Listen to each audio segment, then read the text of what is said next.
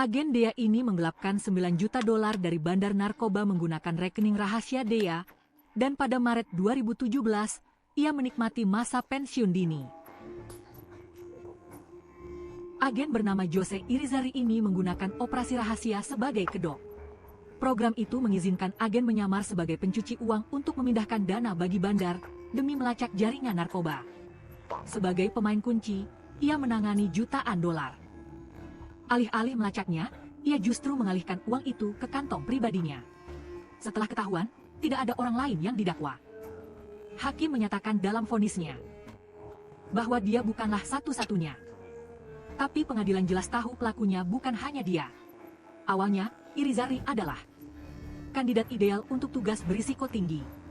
Dia fasih 2 bahasa dan cerdas dalam taktik penyelundupan.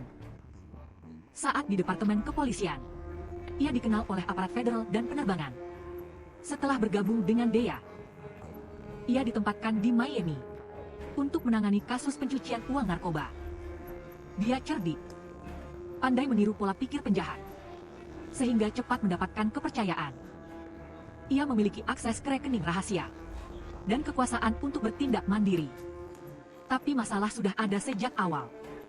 Tahun 2010, ia mengajukan kebangkrutan pribadi. Bahkan, uji poligraf menunjukkan dia melakukan tindakan penipuan. Menurut aturan, ia seharusnya diberhentikan. Tapi dia saat itu kekurangan tenaga ahli dalam pemberantasan pencucian uang, sehingga mereka tetap mempekerjakannya. Dalam operasi Dea yang berwenang, para agen mulai memanfaatkan perusahaan cangkang, menggunakan bank untuk mentransfer uang narkoba, bahkan membawa uang tunai dalam jumlah besar ke luar negeri. Irizarry segera menemukan 2 celah. Dana ini mudah dipindahkan, karena meskipun tindakan Dea dianggap sebagai standar keberhasilan, fokusnya bukan pada pemberantasan narkoba itu sendiri, melainkan jumlah uang tunai yang disita, dan kesuksesan penangkapan besar-besaran. Tahun 2021, di konferensi pers internal, mereka mengumumkan hasil pencapaian Dea, seperti penyitaan 47 kg narkoba, menangkap 6 orang, menyita 2,3 juta dolar AS. Pada saat itu tidak ada yang bergerak, tapi Irizarry tahu. Pada periode yang sama, bandar narkoba lokal, volume penyelundupan mingguan mencapai 200 kg. Hasil ini hanyalah sandiwara. Malam itu, melihat dokumen kebangkrutannya sendiri, sebuah pikiran menjadi jelas. Jika perang itu palsu, mengapa keuntungannya tidak bisa jadi nyata? Irizarry mengambil langkah pertama, memanfaatkan kendali departemen, dan dengan seorang yang dipercaya, bekerja sama dengan informan Kolombia, menggunakan identitas palsu di Miami, membuka rekening pribadi. Akhirnya, mengalihkan dana dari Dea, modal dari akun kendali keuangan, sebagian ke rekening siluman ini. Rencananya dimulai dari jumlah kecil, memanfaatkan alur sistem, dengan mengirimkan laporan palsu, berdalih perlu mentransfer dana investigasi ke luar negeri. Pada saat yang sama, ia mengatur rekening luar negeri, yang sebenarnya adalah akun kendalinya sendiri. Dari akun tersebut, ia menarik keuntungan. Memalsukan dokumen, kekayaan menumpuk dengan cepat. Ia membelikan istrinya perhiasan mahal, membeli mobil sport Lamborghini, membeli properti di Florida dan Boca Raton. Yang paling mencolok adalah di Kanada miliknya, rumah mewah yang megah, serta kapal pesiar mewah. Ia memakai barang bermerek, tinggal di lingkungan kelas atas, bergaya hidup seperti bandar narkoba yang seharusnya ia berantas. Antara tahun 2014 hingga 2015, Irizarry menyalahgunakan setidaknya 3,8 juta dolar AS uang narkoba, dengan keuntungan pribadi sekitar 1 juta dolar. Bahkan dianggap sebagai agen bintang. Pada tahun 2015, ketika Dea karena agen khusus Kolombia terlibat skandal seks dan tertangkap, Irizarry dikirim ke pusat perdagangan narkoba. Kartak mengambil risiko yang jauh lebih besar. Beberapa rekannya mulai curiga dengan tindakannya, tapi lebih banyak lagi yang tergiur. Menjelang 2016, Di sekeliling Irizarry, terbentuk sebuah kelompok kecil. Termasuk agen, informan, bahkan jaksa.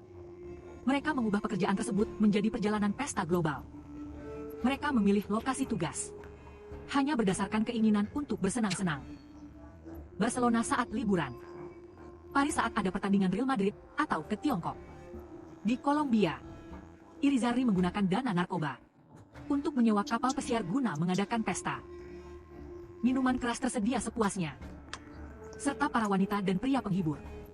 Tahun 2017, beberapa agen fasilitas bahkan memamerkan obat-obatan di media sosial.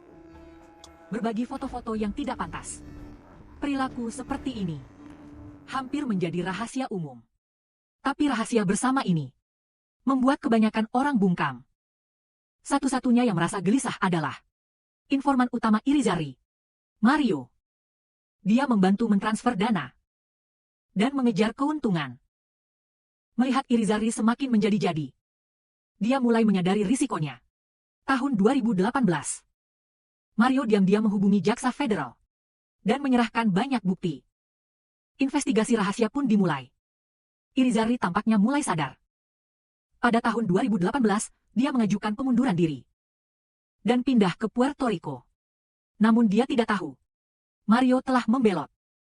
Februari 2020, agen federal menggerebek kediamannya. Di rumput depan rumahnya, mereka memborgol tangannya. Dia didakwa dengan 19 dakwaan berat, termasuk penyalahgunaan setidaknya 9 juta dolar, di mana lebih dari 1 juta masuk ke kantong pribadinya. Menghadapi tuntutan ekonomi yang berat tersebut, memilih untuk bekerja sama dan mengaku bersalah. Selama interogasi yang berlangsung 40 jam, mengungkap lebih banyak orang yang terlibat. Namun, jaksa kemudian meminta hakim untuk menyegel sebagian kesaksian dan daftar nama, dengan alasan untuk melindungi penyelidikan lanjutan. Desember 2021, sidang pengadilan digelar di Florida. Irizarry mengajukan permohonan keringanan hukuman. Kehilangan jabatannya yang dulu. Hakim yang menangani kasus tersebut menunjukkan bahwa dia memang tertangkap, tetapi pengadilan melihat dengan jelas bahwa ada orang lain yang terlibat. Irizarry mengkritik lingkungan korup di dalam Departemen Kepolisian. Pada akhirnya, Irizarry divonis 12 tahun penjara. Seluruh hartanya disita. Jaringannya pun terbongkar. Penyelidikan lanjutan menunjukkan lebih dari 10 personel kepolisian yang terlibat menerima sanksi internal. Tidak ada yang didakwa dengan tuduhan pidana baru.